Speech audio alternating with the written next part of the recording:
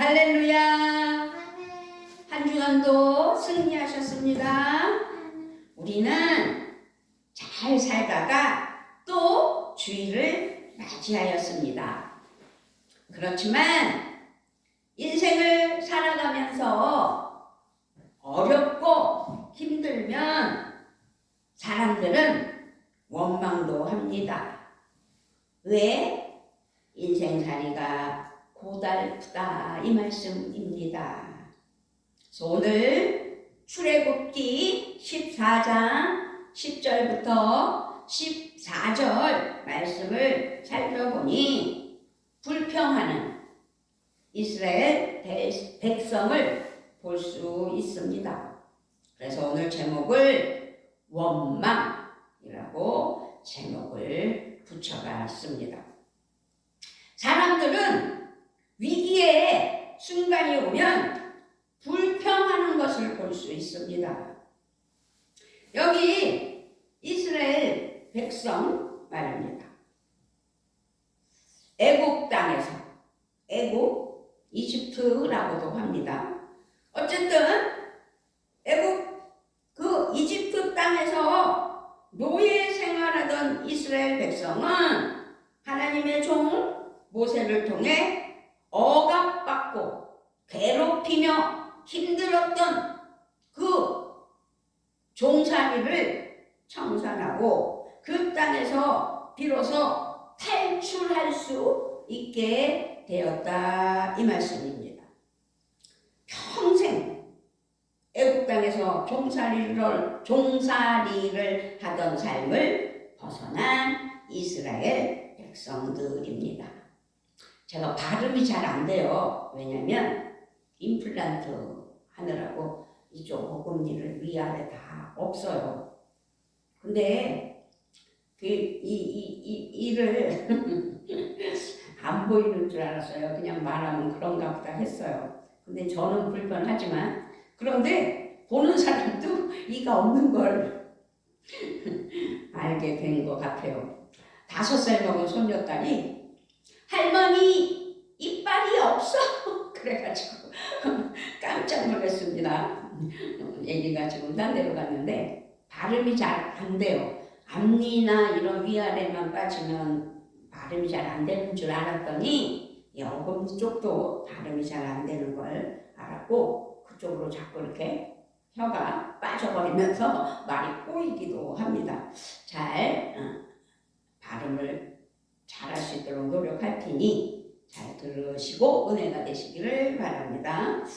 자, 어쨌든 이스라엘 백성이 드디어 억압받던 이집트 땅에서 벗어나서 하나님이 조상들에게 약속하신 그 약속의 땅으로 이주하게 되는 과정 속에서 이제 일어났던 이야기가 출애굽기 14장 10절로 14절 말씀입니다.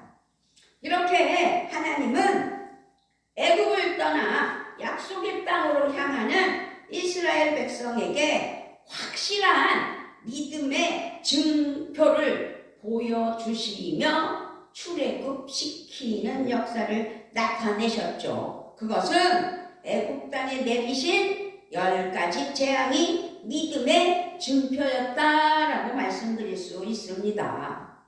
그렇습니다. 바로의 강팍함을 이겨내신 기적의 10가지 재앙이지요. 또 출애굽 여정 동안 낮에는 구름 기둥으로 그들의 길을 예비하시고 밤에는 불 기둥으로 그들의 길을 지켜주셨다라고 말씀드립니다. 왜냐하면 기후가 좋지 않았기 때문입니다. 그렇게 하나님께서는 광야길에 그 뜨거운 사막길에 내리쬐는 태양을 구름 기둥으로 가려주셨다 이 말씀이지요. 급격한 온도 차이로 인해 겨울이 아님에도 불구하고 추워진 저녁에는 불기둥을 통해 따뜻하게 지낼 수 있게 하셨고 깜깜한 그들의 앞길을 환히 비춰주셨기 때문입니다.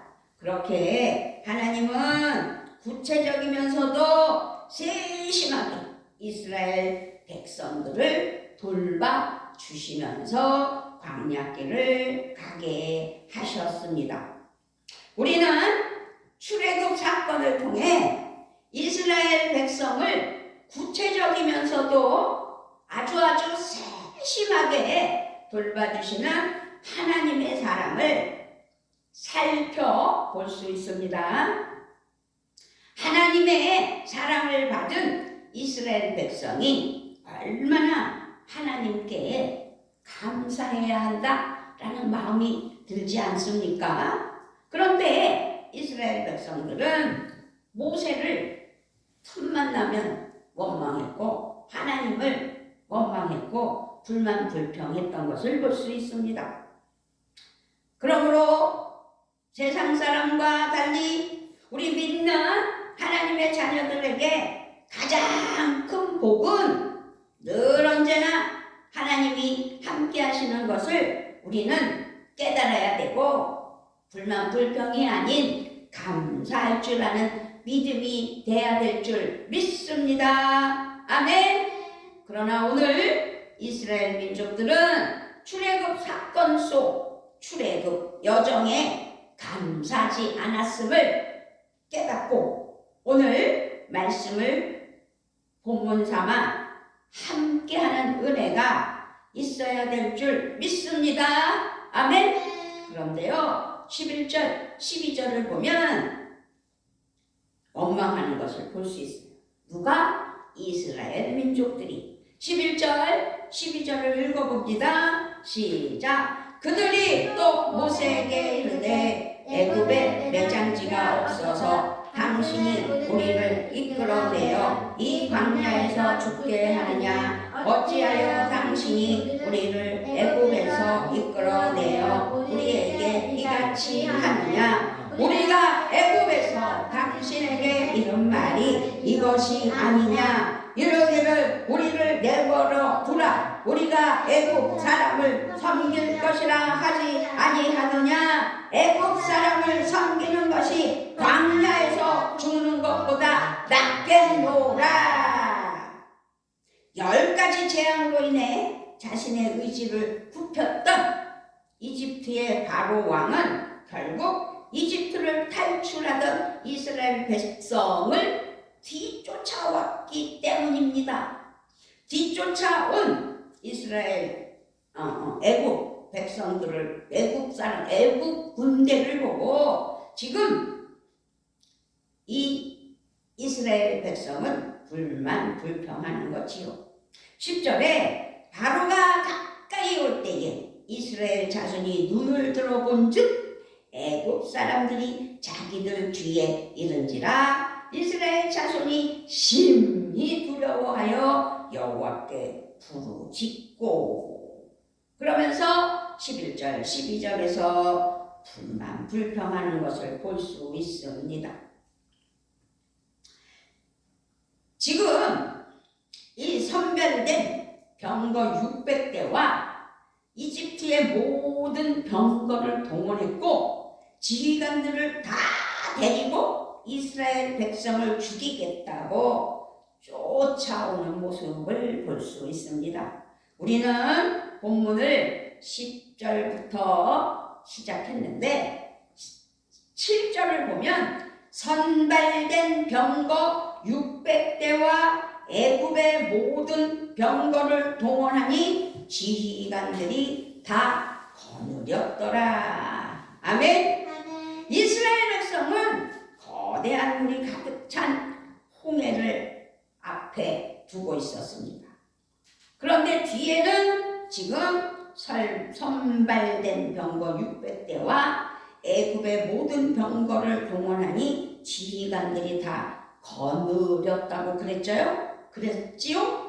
그렇게 지금 이집트 애굽 군대를 두게 된 진퇴양난의 상황을 맞이하게 되었을 때 이스라엘 백성이 11절 12절 말씀처럼 불만하며 불평하며 모세에게 원망했던 것입니다.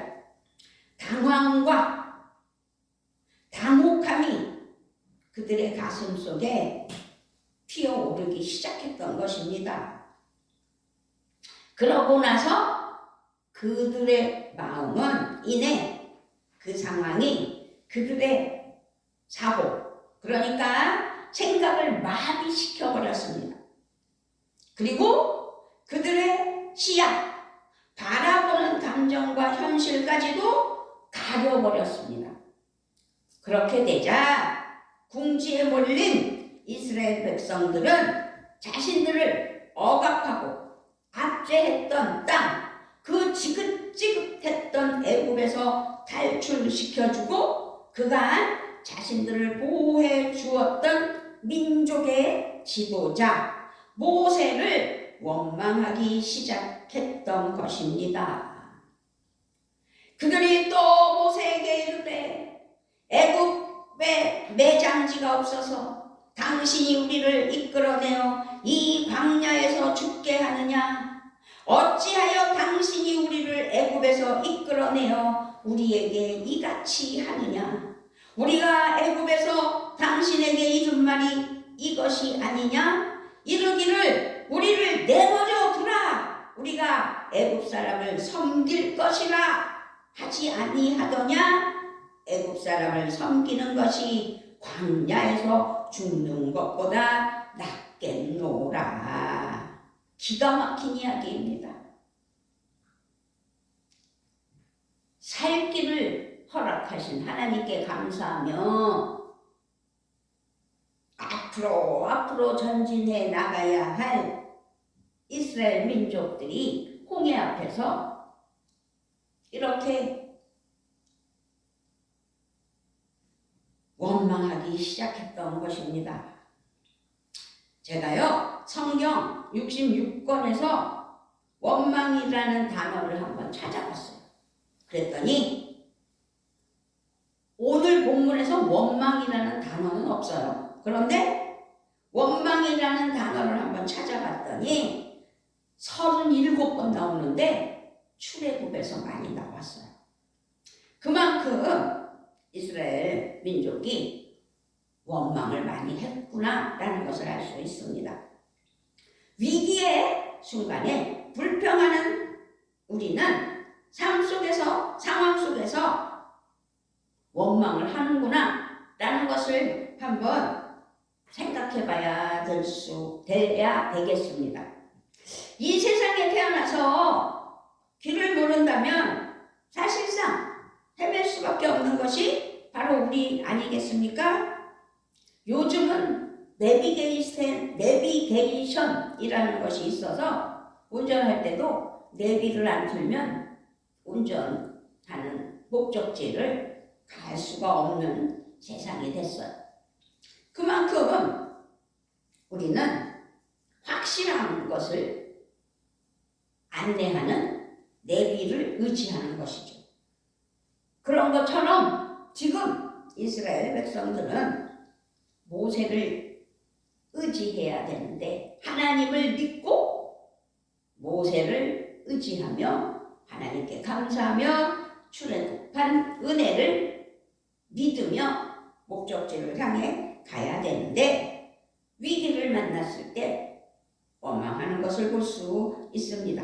그것이 인간이고 사람이구나. 만약 길을 제대로 한다면 제대로 된 삶을 살 수 있는 것도 답이겠지요. 그렇기 때문에 사람들은 저마다 인생 길로 표현하면서 인생 길에 큰 화두를 가지며 살아가고 있습니다. 실제로 인생의 많은 길 중에서 어떤 길을 가느냐 하는 것은 사실상 중요한 것이겠지요. 목적을 향해 가는 것이기 때문에. 그러나 하나님의 은혜에 그 삶을 살아갈 때 우리는 현재가 중요해 하나님께 감사하며 그것을 즉시 하나님께 맡기며 전진할 수 있는 믿음이 돼야 될 줄 믿습니다. 아멘. 우리 사람들은 넓고 잘 닦인 평탄한 길, 평만한 길, 판판대로를 원하죠. 검증된 길을 가기를 원하는 것이 사람의 심리입니다. 그러므로 이 세상에는 물질과 명예, 권력을 따라가는 길이 유일한 길이라고 여기며 사는 사람들도 많이 있습니다. 어쩌면 우리도 그런 사람들 중 하나일 수도 있겠지요. 대한민국이 혼란스럽고 어지럽고 힘들다고 나라를 위해 기도하는 것이 아니라 이 나라 싫다고 할 수만 있다면 다른 나라로 이민 가버리고 싶다고, 대한민국을 떠나버리고 싶다고 그러는 사람들도 요즘 많아졌어요. 그것처럼 원망이라는 것 때문에 불만 불평하며 싫다라는 마음이 커서 그런 마음을 가지며 그렇게 실천하는 사람들도 있습니다. 그래요. 그렇지만 그런 사람들은 대다수 그 삶에서 낙오되거나 뒤처지게 되고 심지어 그 길에 무엇인가에 막혀서 자신을 인생의 낙오자로 생각한 나머지 삶을 자포자기도 하고 생을 마감하기도 하는 일이 벌어지고 있는 실정입니다. 그 삶이 전부가 아닌데도 자기 삶을 매우 비관하는 것을 볼 수 있다는 것입니다. 우리나라 대한민국의 사망 원인 통계와 관련된 자료를 살펴보면 그중 연령대별로 10대, 20대, 30대 사망 원인의 1위가 바로 자살이라는 것을 알 수 있습니다. 이것을 생각하면 정말 아픕니다. 마음이 아픕니다. 이렇게 자살하는 원인은 사회에 대한 원망이나 개인적인 삶의 회의, 원망, 그런 요인이 복합적으로 작용한 결과이기 때문에 어떤 요인 하나로 설명하긴 어렵다라고 말씀드립니다. 그리고 또 최근까지는 코로나라는 특수한 전염병 상황이 있었기 때문에 무엇이 원인이라기보다 어떤 것이 원인이다라고 꼽기 어렵다고 말하고 있습니다. 복합적으로 어려운 일이 터지고 있었기 때문입니다. 그렇지만 예전의 자료에 따르면 가정불화, 염세비관, 성적 비관, 상대적 박탈감 이런 것들로 자살의 원인이 되었다고도 합니다. 이 모두가 자신의 삶을 비관하며 더 이상 삶에서 희망을 찾지 못할 때 나타나는 결과, 원망이 크므로 자기는 잘못이 없고 다 남의 탓으로, 다 주위 탓으로, 사회 탓으로, 나라 탓으로, 부모 탓으로 보면서 원망하며 세상을 등지는 것을 볼 수 있습니다. 다시 성경 본문 말씀에 이스라엘 백성이 그랬다고 볼 수 있다고 말씀드리면서 그들은 이전까지 살던 자신들의 삶, 다시 말해 이전까지 걸어왔던 익숙한 길을 결국 선호하고 있다 이 말씀입니다. 그 이전까지의 삶은 무엇입니까? 종살이예요. 자유가 없는, 억압받고 힘들게 노동하고 겨우 살이죠.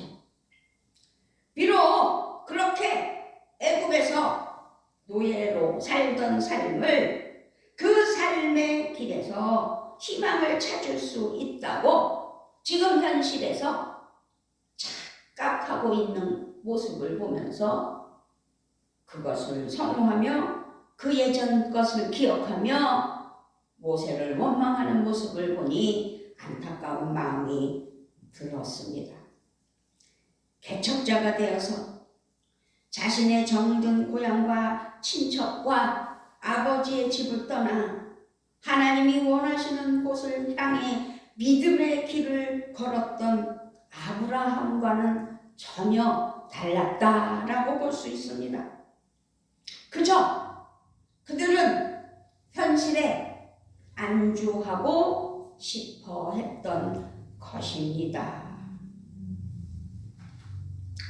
그래서 현실에 주저앉아 하나님이 주신 꿈을 잃어가던 사람들, 그들이 바로 이스라엘 백성이었구나라고 감히 말씀드리면서 오늘 말씀을 잘 묵상하고 깨닫는 우리 모두가 되어야 될 줄 믿습니다. 아멘. 지금 이스라엘 민족은 그랬기 때문에 그들은 이집트 군대, 이 애국 군대에 뒤쫓아오는 것과 홍해라는 거대한 장애물 앞에서 더 이상 이제 끝이구나, 길이 없구나, 우리에겐 이제 희망이 없다, 아무것도 되는 것이 없다, 끝났다 라고 하면서 자포자기하며 원망했던 것입니다. 그리고 그들은 사라진 희망의 원인을 그저 모세에게 돌려 그를 원망하기 시작했던 것입니다. 여기서 우리가 오늘 생각해야 할 것이 있습니다. 우리는 자신을 생각해보는 시간이 되어가야 된다, 이 말씀입니다. 그렇습니다. 우리도 마찬가지입니다. 아니, 나도 마찬가지입니다. 분명 우리 주님은 우리에게 신약에서 좁은 길로 가라고 말씀하셨습니다. 그럼에도 불구하고 풍요롭고 넉넉한 길만 좋아하는 우리들을 볼 수 있습니다.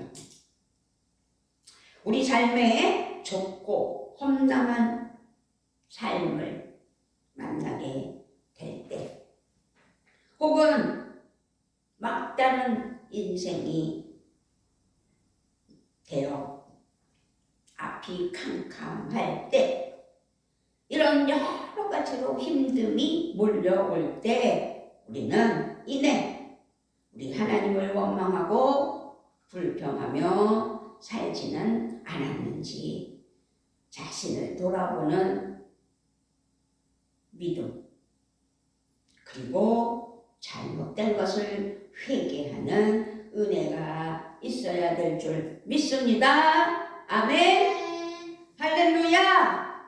우리는 은혜와 생명의 길이 되시는 주님을 붙잡아야 되겠죠. 나를 인도하시며 나를 생명으로, 죽음에서 생명으로 인도하시는 하나님을 붙잡아야 돼요. 불평하거나 원망하는 사람들에게도 베푸시는 구원의 은총을 감사해야 합니다.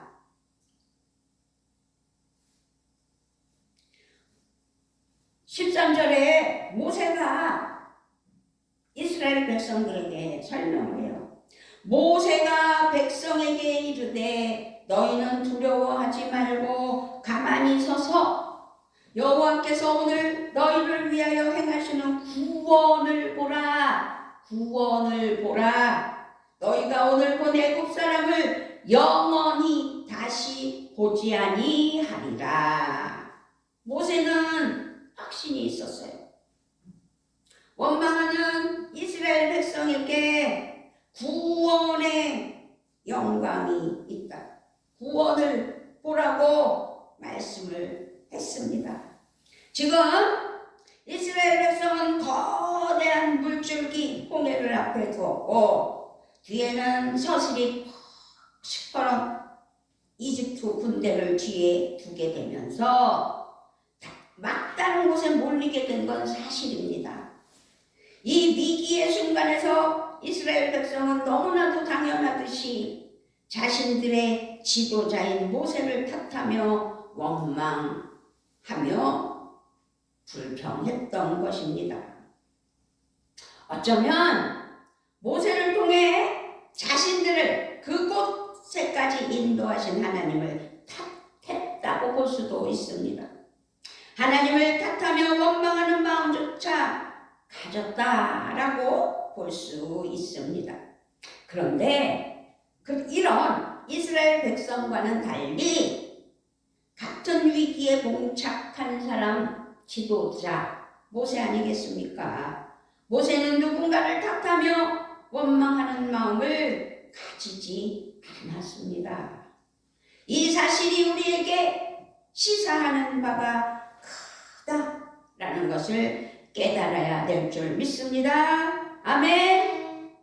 모세의 마음에는 하나님을 온전히 아주 전적으로 신뢰하는 믿음이 있었기 때문입니다. 지금 상황은 거대한 물줄기 홍해가 가로막고 있습니다. 뒤에는 서슬이 푸른 애국 군대가 자신의 생명을 위협하는 그 위기의 순간이 되어 죽게 됐다는 것을 알게 합니다. 그런 순간 속에서도 더군다나 자신이 구출해낸 이스라엘 백성으로부터 원망과 불평의 소리를 듣게 되는 그 아주 절박한 상황 속에서도 모세는 아주 전적으로 하나님을 신뢰하는 믿음을 가지고 있었다라는 것을 오늘 이 시간 깨달아 우리도 그런 믿음이 돼야 될 줄 믿습니다. 아멘. 그렇습니다. 모세는 하나님을 탓하거나 그 상황을 무서워하지 않았습니다. 그랬기 때문에 도리어 태어날 수 있었구나 라고 볼 수 있는 것입니다. 그 태어난 마음과 하나님을 믿는 믿음으로 모세가 말하는 것이지요. 13절 14절 두려워 마세요. 이스라엘 민족 백성들에게 여러분 두려워 마십시오. 여러분들은 가만히 서서 오늘 지금 이 시간 하나님께서 우리들을 어떻게 구원하시는지 지켜만 보시기를 바랍니다.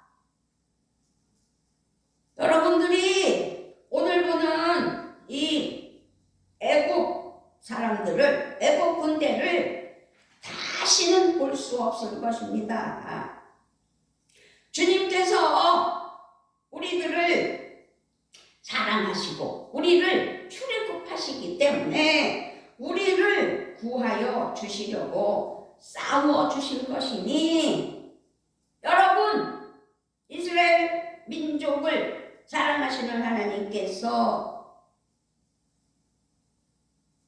지켜주시고 보호하여 주시려고 싸워 주실 것이니 여러분들은 진정하시고 하나님이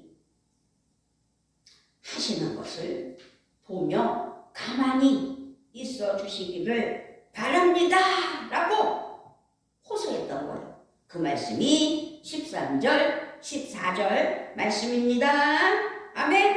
우리 크게 봉독합니다. 시작. 모세가 백성에게 이르되 너희는 두려워하지 말고 가만히 서서 여호와께서 오늘 너희를 위하여 행하시는 구원을 보라. 너희가 오늘 본 애국 사람을 영원히 다시 보지 아니하리라. 여호와께서 너희를 위하여 싸우시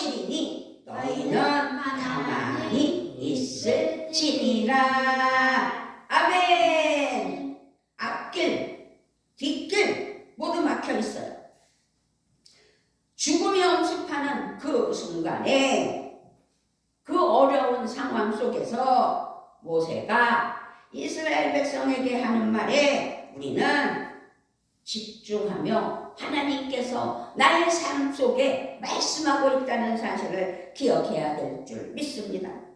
그렇습니다. 사람은 누구나 위기의 순간이 찾아오면 그 위기를 해결하기 위해 어떠한 방법이나 수단을 강구하기 마련이겠지요. 그런데 모세는 그보다 앞서서 말하고 있는 것을 볼 수 있습니다. 가만히 서 있으라 라고 말입니다. 여호와께서 너희를 위하여 싸우시리니 너희는 가만히 있을지니라. 모세는 아주 똑같은 위기에 이스라엘 민족과 함께 지금 이 순간을 맞이했음에도 불구하고 이스라엘 백성처럼 다른 누군가를 이 상황을, 이 현실을 하나님을 탓하거나 원망하지 않았다는 말씀입니다. 여러분, 죽음의 순간이 찾아오는 그 순간 속에서도 도리어 하나님을 끝까지 신뢰하는 믿음이 필요합니다. 아멘. 모세가 그렇게 지금 말씀처럼 그랬을 때 누가 찾아오십니까? 하나님이 모세를 찾아오십니다.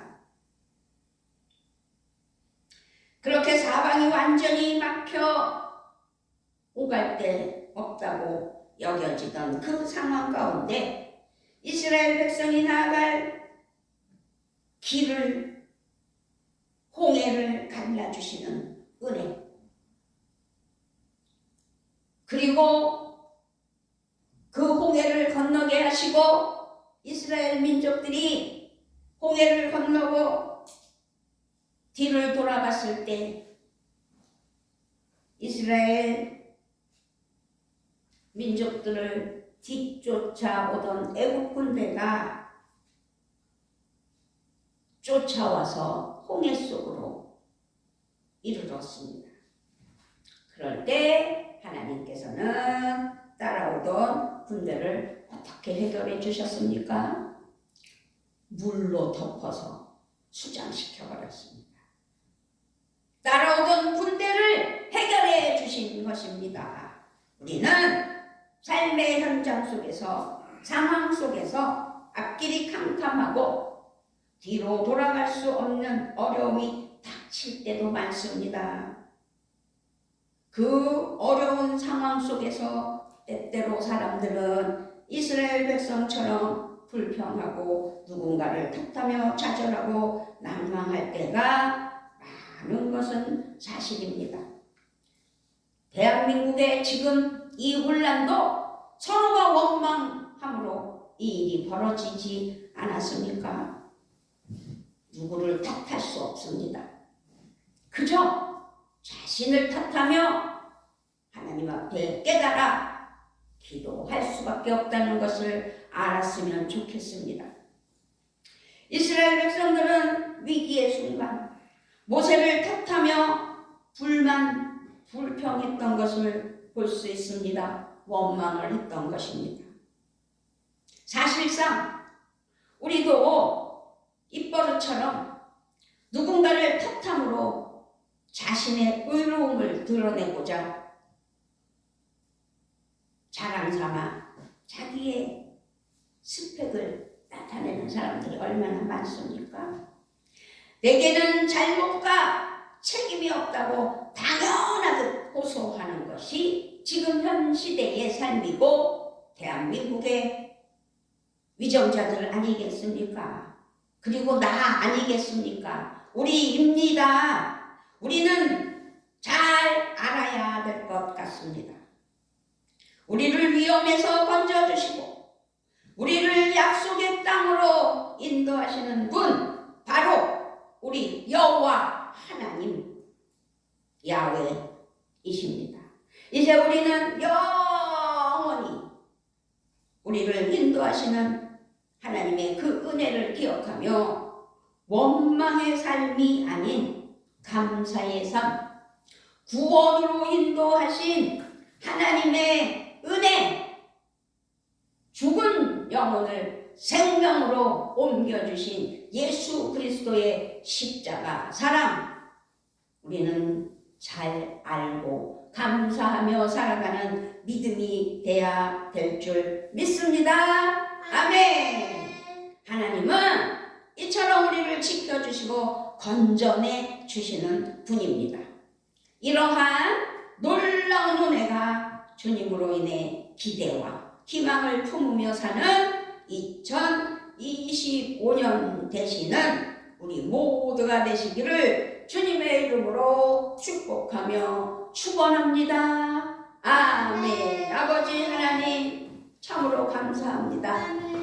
우리가 무엇이간데 이처럼 사랑하시고 이스라엘 민족이 모세를 원망하며 불평했던 것을 바라보면서 나는 얼마나 많은 것을 불평하며 원망했는지 자신을 돌아볼 수 있는 귀한 시간 주신 하나님을 찬양합니다. 이제 하나님의 사랑과 예수 그리스도의 십자가 사랑과 나를 구원하신 하나님께, 예수님께 감사하며 성령 충만으로 살아 눈이 뜨여지고 귀가 열려지고 우리의 입술이 하나님께 감사할 줄 아는 심령이 되게 하여 주시옵소서. 감사를 드리며 우리 주 예수 그리스도의 이름으로 기도드리옵나이다.